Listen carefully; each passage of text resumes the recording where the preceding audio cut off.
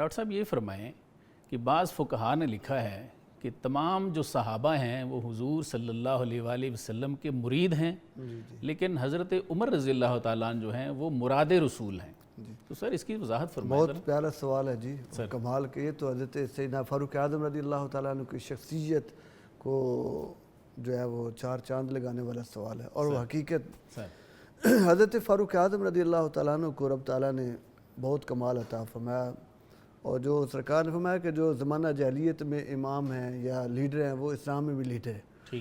تو حضرت فاروق اعظم رضی اللہ تعالیٰ عنہ زمانہ جاہلیت میں بڑے کمال کے دلیر اور بہادر تھے۔ جب میرے اور آپ کے آقا صلی اللہ علیہ وسلم اسلام کی دعوت دے رہے تھے تو اسلام کے راستے میں بڑی رکاوٹیں تھیں اور بڑی مشکلات تھی۔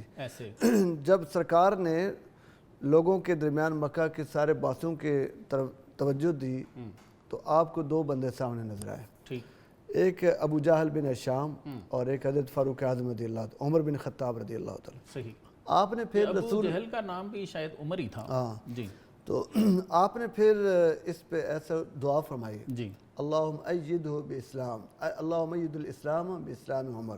سبحان اللہ۔ اے اللہ اسلام کو تائید اور نصرت اور مدد اور تقویت عطا فرما عمر بن خطاب کے ساتھ یا ابو جہل بن ہشام کے ساتھ۔ تو گویا کہ سرکار نے حضرت فاروق اعظم رضی اللہ تعالیٰ عنہ کو اللہ سے مانگ کر لیا۔ تو یہاں جو آپ نے فرمایا مرید اور مراد والی بات، تو اراد و یرید و ارادہ یہ باب افعال ہے، جس کا معنی ہوتا ہے ارادہ کرنا، توجہ کرنا اور متوجہ ہونا۔ یعنی مرید کا مطلب ہے ارادہ کرنے والا۔ مرید اس میں فاعل ہے جس کا معنی ہوتا ہے ارادہ کرنے والا، توجہ کرنے والا۔ جی جی۔ تو جو مرید ہوتا ہے وہ اپنے شیخ کا ارادہ کرنے والا ہے، اس سے کچھ حاصل کرنے کے لیے، معرفت خداوندی لینے کے لیے، اللہ رب العزت کی طرف توجہ کرنے والا، یہ تو ہوا مرید۔ جی۔ اور اس لحاظ سے دیکھا جائے تو تمام صحابہ اکرام رضوان اللہ تعالیٰ علیہ اجمعین دل میں عقیدت و محبت لے کر حضور سے کچھ لینے کے لیے آئے، اور مراد وہ ہے جو مقصود بن کر آئے، اور جس کا ارادہ کیا جائے، اور جو مطلوب و مقصود بن کر آئے۔ طالب اور مطلوب کا فرق تو بہت زیادہ ہے۔ تو حضرت فاروق اعظم رضی اللہ تعالیٰ عنہ کو اللہ رب العزت کے حبیب نے خود اللہ سے مانگا، جب مانگا تو وہ پھر ان کا ارادہ کیا گیا، خود ارادہ فرمایا تو وہ مراد بن گئے۔ اور یہ صحابہ اکرام رضوان اللہ تعالیٰ علیہ مجمعین میں سے ایک انوکھا مقام حضرت فاروق اعظم رضی اللہ تعالیٰ عنہ کا ہے کہ آپ مرید تو ہیں، یہ مرید تو سارے صحابہ ہیں، لیکن مرید ہونے کے ساتھ ساتھ مراد بھی ہیں۔ بالکل ٹھیک ہے۔ تو جب حضرت فاروق اعظم رضی اللہ تعالیٰ عنہ مرید بنے، مراد بن کر آئے اور مرید بن گئے، تو پھر آگے تاریخ اسلام گواہ ہے کہ پھر آپ نے مرید اور مراد دونوں کا حق ادا کیا۔ بالکل۔ جو ہی حضور سید عالم صلی اللہ علیہ وسلم کے جو ہے وہ 10 سے حق پرست پر آپ نے اسلام قبول فرمایا، آپ نے فوراً پہلی بات یہ فرمایا کہ یا رسول اللہ صلی اللہ علیہ وسلم کیا ہم حق پہ نہیں ہیں؟ بالکل ایسے سرکار نے فرمایا حق پر ہی ہے، تبھی تو آپ کو دعوت دی، آپ کو اللہ سے مانگا ہے اس حق کو آگے چلانے کے لیے۔